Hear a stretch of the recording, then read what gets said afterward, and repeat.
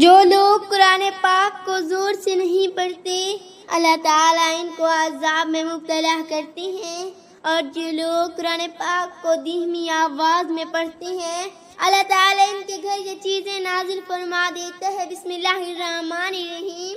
محترم ناظرین، زور زور سے قرآن پڑھنے کے فائدے، زور زور سے قرآن پڑھنے سے کیا ملتا ہے، زور زور سے قرآن پڑھنے کے دنیا میں کیا فائدے اور معجزات ہوتے ہیں، زور زور سے قرآن پڑھنے کے موت کے وقت کیا فائدے اور معجزات ہوتے ہیں، زور زور سے قرآن پڑھنے کی قبر میں کیا کیا فائدے اور معجزات ہوتے ہیں۔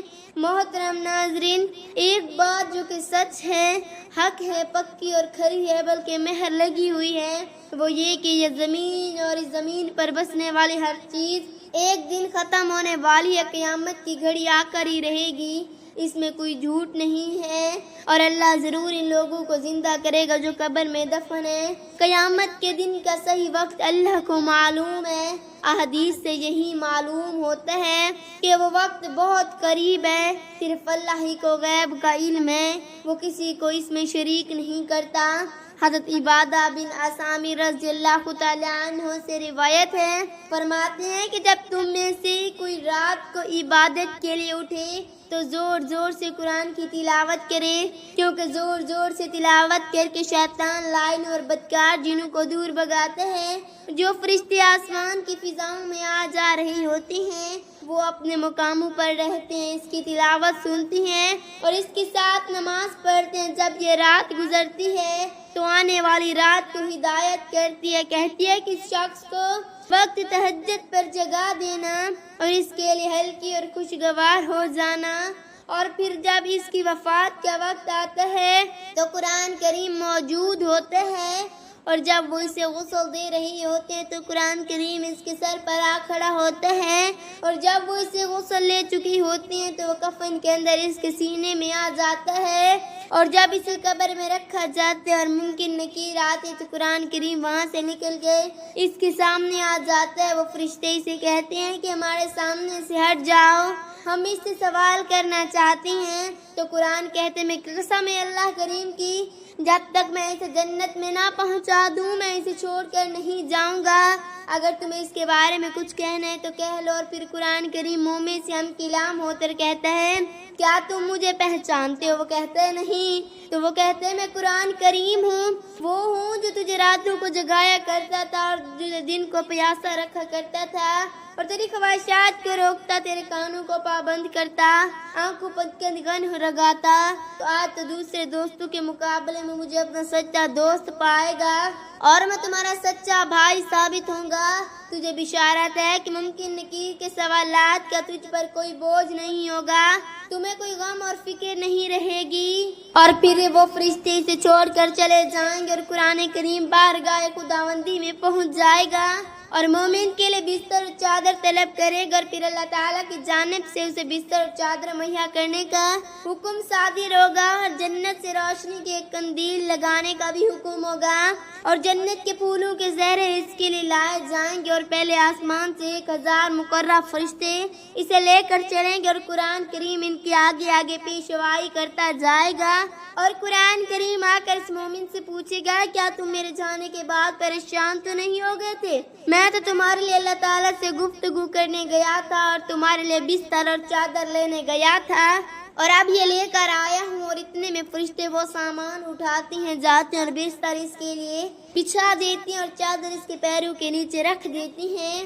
اور چمبیری کے پھول اس کے سینے پر رکھ دیتے ہیں اور اسے اٹھا کر دائیں پہلو پر لٹا دیتی ہیں۔ وہ خود چلے جاتے ہیں، وہ آرام سے پھولوں کے بستر پر لیٹ جاتا ہے اور وہ فرشتوں کی طرف دیکھ رہا ہوتا ہے یہاں تک کہ وہ آسمان پر چڑھ جاتے ہیں، اور قرآن کریم اس کا چہرہ قبلہ رخ کر دیتا ہے اور قبر اس کے لیے کشادہ کر دی جاتی ہے۔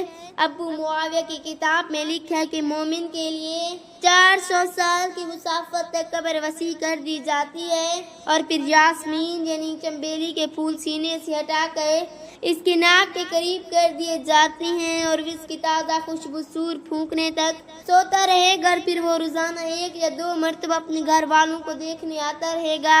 اور ان کے لیے خیر و برکت کی دعا کرتا رہے گا۔